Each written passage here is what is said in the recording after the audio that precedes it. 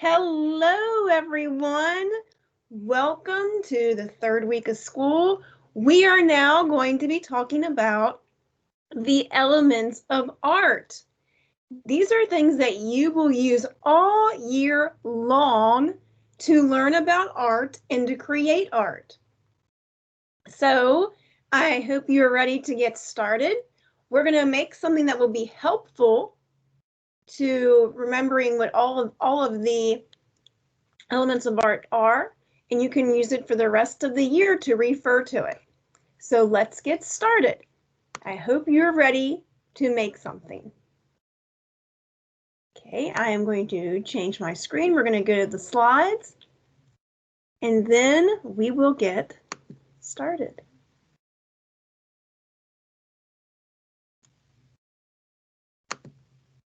Okay. Just as a reminder before we begin, let's go over the rules.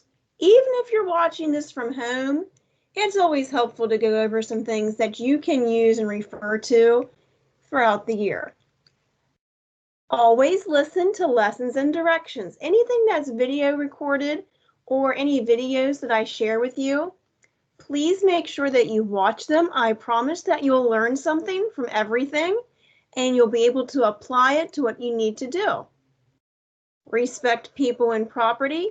This goes for if you're posting online, if we have a discussion prompt, or if you're using your iPad or using somebody else's belongings to create work. Always make sure you use things correctly and make sure that you treat people the way you want to be treated. And then T, try your best. Make an effort. You're going to learn something, and if you choose to, you may enjoy it. Now, if you have your desk ready, one more thing we have to talk about. And when we are listening, just to make sure that we're focused, remember to do the Mona Lisa. We're facing forward, our hands are still, our mouths are closed. When you sit up, the blood flows through you and you'll feel more awake even if it's early in the morning and you're sleepy. So please remember to do the Mona Lisa so that you are ready and prepared to know what's next. And then our 3 supplies, which you will need today as we make our chart for the elements of art. You need something to write with, something to write on, and something to color with. And it's your choice. Anything we can make work.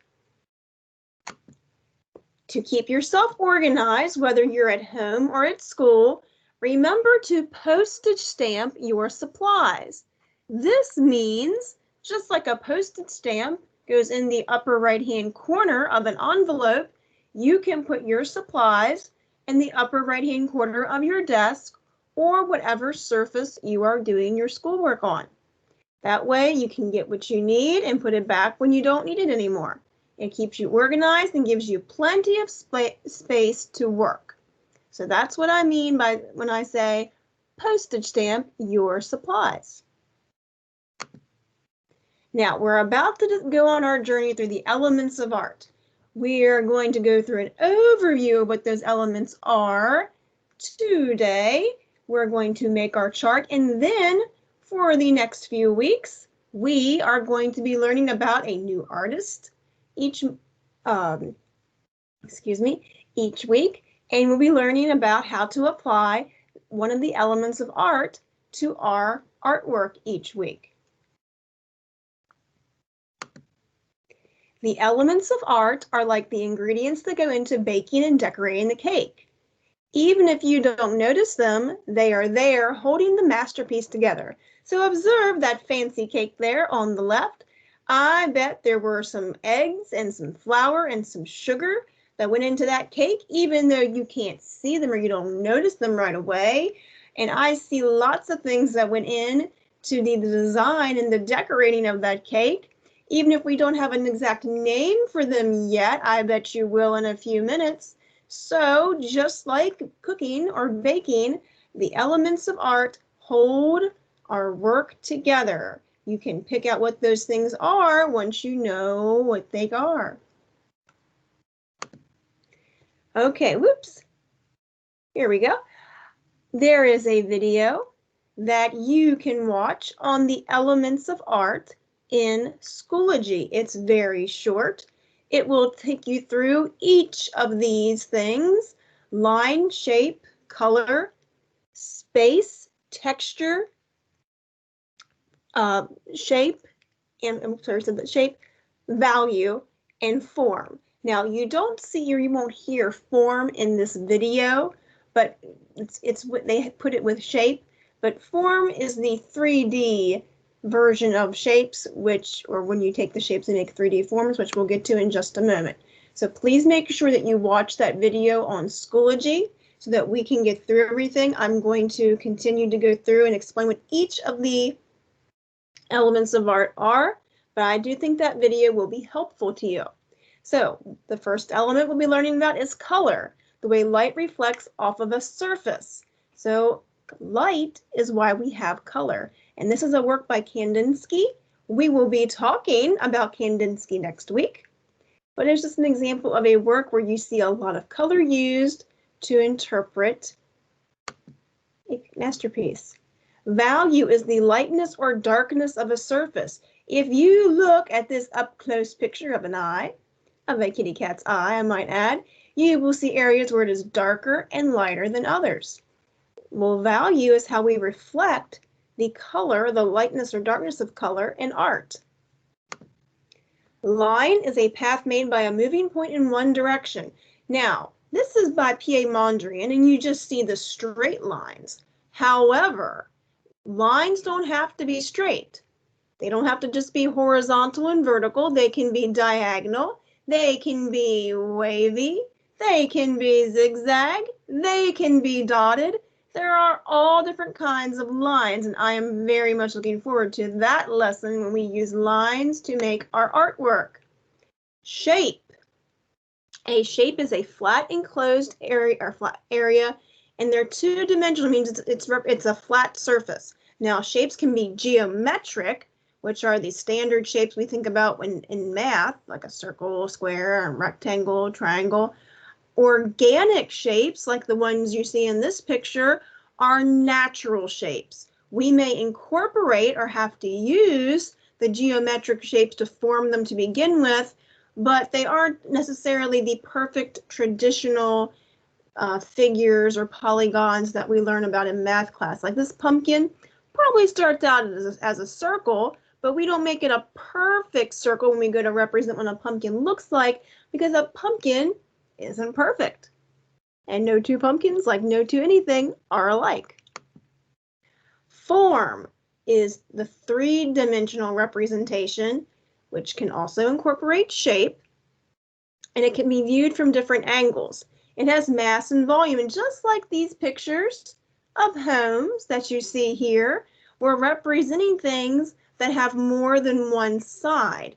When you think of form, think of taking the shape and building it out so that it can either represent something that's 3D, or we use form to make things that are 3D in art. Texture is my favorite. Texture describes the surface of something. Now, when we're making something that's not on paper, it's called actual texture, when we show how things feel, or we use things that are fuzzy or rough, and we use it to build out or create a collage or a sculpture. Implied texture is what we use when we draw. It's how things look like they feel. So here you see lots of textures. You see, oh my, baskets and cactuses and bricks and basketballs and a turtle shell, some spines, all kinds of fun stuff. But if we want to represent how they feel like when we draw them, we might be using certain lines and value and color so that we can show the implied texture of those things. And space. Space creates the illusion. The illusion is like the, it's like a trick of the eye, of depth and distance. So yes, that's a flat piece of paper, but we are showing things on the flat piece of paper to show if that we're right in front of us, what would be closer and what would be farther away, like this work by Van Gogh, Van Gogh's bedroom. Some artists drew their bedroom. That was one of their art pieces. We can tell that the bed is probably closer than the table from how it's arranged in the picture, and that the picture is further on the back of the wall than this chair over on the left. So there is positive space and negative space in art. It has nothing to do with being positive or negative in your attitude. Positive means the area that is the subject or things we want to focus on, and negative is the area around it. So in the picture of Van Gogh's bedroom, the bed and the chairs and the table are the positive space. Those are the subjects, especially the bed. The negative space is the floor and the ceiling. Just like, and then I have this picture of Keith Haring's work over here in the corner, overlapped. The positive space are the figures that are colored of the characters, and then the negative space is the background. So those are the elements of art. Now for your project that you're going to make, hello, I'm back. You're going to make a chart for the elements of art. And what you're going to do, you're going to take a piece of paper, divide it into eighths, and then one square will be just a title, the elements of art, and your name. And then for each of the squares, you are going to write one of the elements of art and then draw something that represents it. Let me show you what I mean. I'm still here. This may take just a moment. So while you're waiting, get your paper ready and your pencils or whatever you choose to write with, okay?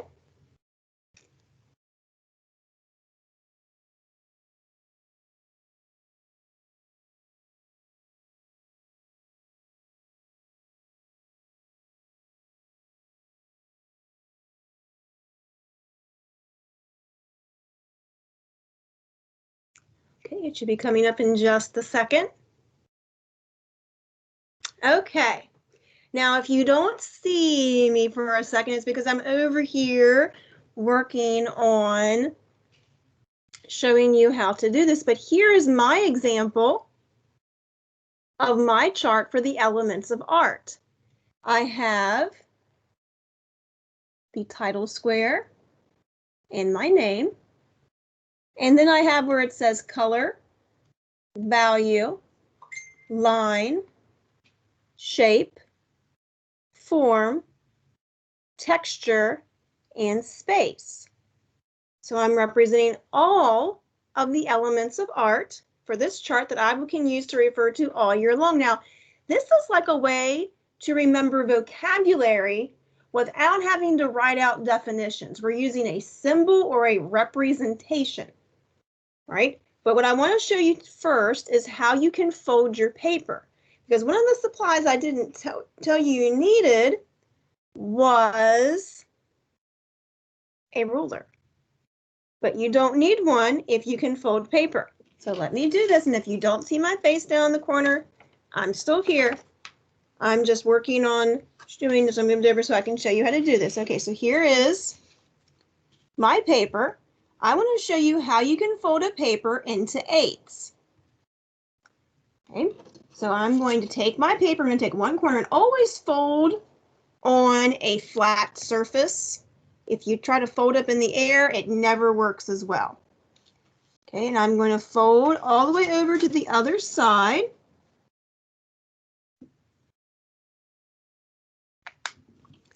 And then I'm going to crease. Okay, so it looks like that. Now what I've done here is I've folded it, this is like a fraction lesson, my friends. I folded it in half. Okay, I'm now going to keep it folded, and I'm going to pull it down and fold it edge to edge again.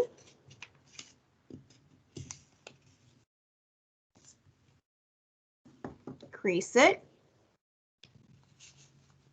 I'm not going to open it yet, but now if I were to open it up, I'd have fourths. Now I need it to be eighths, so I'm going to go like I did to begin with, and I'm going to fold it over to the side. You might have to pull it out a little bit. You might have to lift it up a little bit at this point just to make sure that you're creasing it. Okay, and it looks like this. All right, but I need to open it up so I can use my chart. So now, when I unfold it, I have 1, 2, 3, 4, 5, 6, 7, 8 squares so that I can do my project. Now let me talk to you for a few minutes about how I chose what I was going to put as my symbol for each of the elements of art. You don't have to choose the things that I chose, okay? Because we're all different and we have different ideas, and that's great. For color, I put an artist palette, but you could put anything here that represents colors. You could do a sunset, you could do a box of crayons, you could do, maybe you see somebody's shirt in the class that has lots of colors in it, you could draw what you see on that. It doesn't have to be very big or very detailed, it just has to show you or represent color. For value, the lightness and darkness of an object, I chose grapes because I was kind of hungry for grapes today. And I chose colors. I used a darker purple and then a lighter purple to show how the light would reflect off of it. For line, I just drew some different types of line. I put some curly Q lines and some diagonal lines and some dotted lines. You could do whatever lines you want. Maybe you see some lines in the classroom and you want to draw those. For shape, you know I like sunflowers, so I had to pick sunflowers for something on here, and I chose organic shapes instead of geometric shapes, but you can still see the circles and maybe some triangles and some ovals that go into making them. For form, for three-dimensional shapes, I just drew three-dimensional shapes. And I drew them in a way so you could tell that they were popping out, or that they would in real life be have more than one side. If you wanted to draw something that you know is three-dimensional, like a house or a lunchbox or a pencil box or anything else in the room that you know has more than one side to it, you can go right ahead and do that. That's up to you. This is artistic freedom. For texture, I drew something that I knew had a lot of texture, like a cactus, so I could put little spines on it, and you can kind of see them in the picture there. You could pick anything you wanted. You could do anything that you knew that had texture. Maybe you think of the texture of a basketball or the texture of a tree trunk, or it could be something smooth that has a texture, like the texture of a car. Okay, you pick anything that has some of this texture that will help you remember what texture is, how something feels, or how we imply how it feels. And then for space, to show that certain things are further away in relation to others, I drew Molly looking at a bird in a tree. Now, Molly doesn't go outside, but I drew, Molly's been watching the birds out in the backyard from the window. So I drew Molly, and I drew the tree further in the distance, and I drew the cardinal that's in the tree, but the cardinal's a lot smaller because the cardinal's further away. And then you can see my positive space is the kitty and the tree, and then my negative space would be the sky and the grass. So that is how I made my chart. I'm looking forward to see how you make yours. And I did my lettering a little bit different for each one. That's your choice. You don't have to do that. If you would like to, that'll help you remember what they are. That's fine. But remember, you can refer back to this to learn or to practice how to fold a paper into eighths, so you don't need a ruler to draw straight lines. Okay, I am going to stop my share of my screen. It may take a moment. Oh, that was pretty fast. Okay, so get your elements of art chart finished. I'm looking forward to seeing them and how you're going to remember the elements of art this year. Next week, We are going to be going into the world of color. We're going to be learning about color and value and all kinds of things that have to do with the different colors that we see and how they are made and created and how we can use them in our work. Have a wonderful week. I am looking forward to seeing what you create. Bye-bye.